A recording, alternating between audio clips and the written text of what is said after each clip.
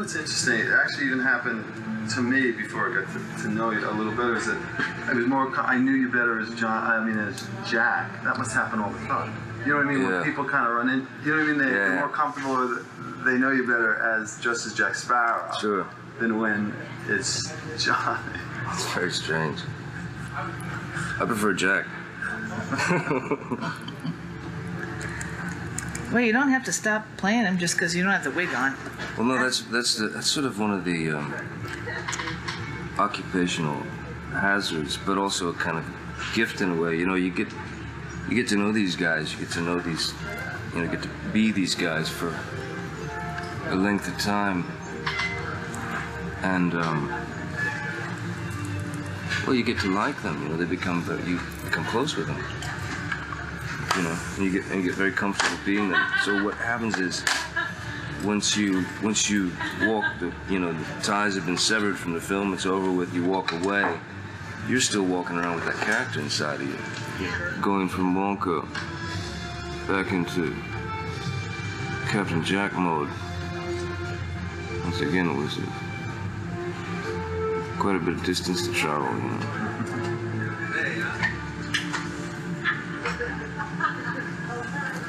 But you do, for that period of time. Let go for 1 second. You do, you find yourself in life reacting as those characters. Subconsciously, I mean, it just sort of happens, you know. Believe me. Yes, it is. Going to a restaurant and ordering food, subconsciously, and it's sort of Wonka kind of stuff. It's really disturbing. I think this will blow up my can. It always does, huh? It's like shaving your head every day. You're wondering if it's going to grow back. You know? Will I ever be me again? We set about creating an 18th century pirate that looked like a rock and roll star. And when the wig went on and all the accessories, that's kind of what we got. This is Johnny's wig.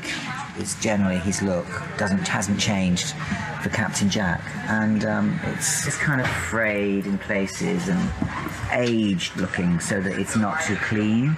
Remember, he's a pirate.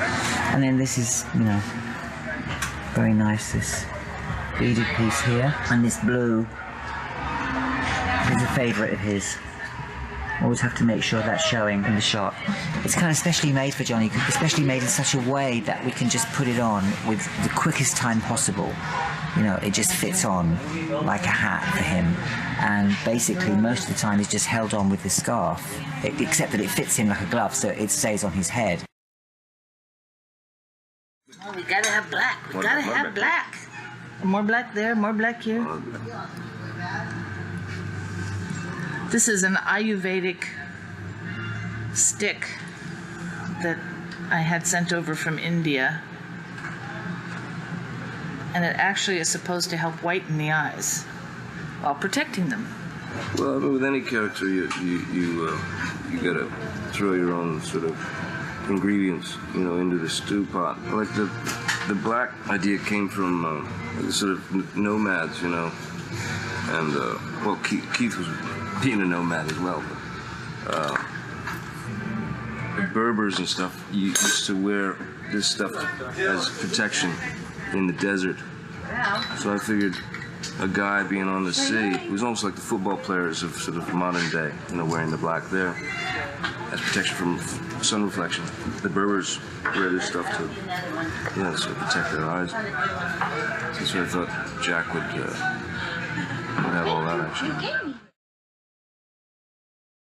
Having spent some time with Keith Richards, who was certainly a huge part of the inspiration, for the character. And he was definitely one of the main ingredients to the soup that is Captain Jack. And each time I'd see him, he'd have a new sort of thing tied into his hair, And you'd be like, what is that? And he goes, oh yeah, I got that in, Bermuda or wherever, So, oh yeah. So I kept thinking of that, So it felt to me like Jack, on his travels and his adventures, he would either see something and go, oh yeah, I'll keep that, tie it in, so that each little trinket would have a story.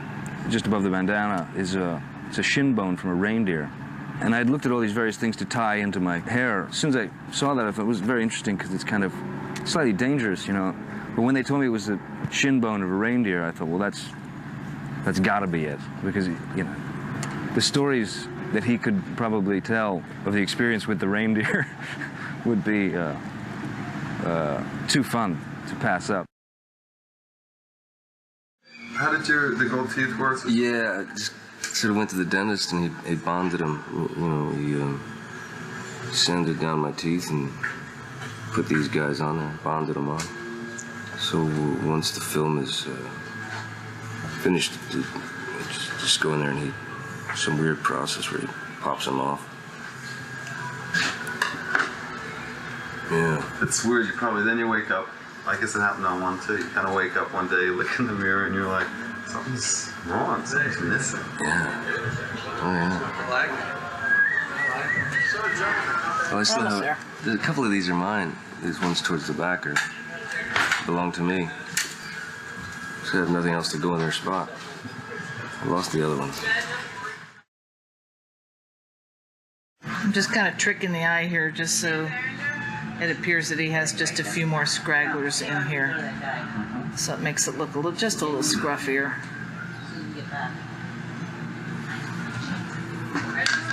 So I can't grow a beard. Just say it. Is that going to be straightening? Mm-hmm. Perfect.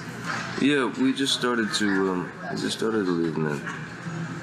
Because V has this unbelievable glue that, like, you could, like... Semi-permanent. You could glue a boat to water with this glue. It's pretty incredible.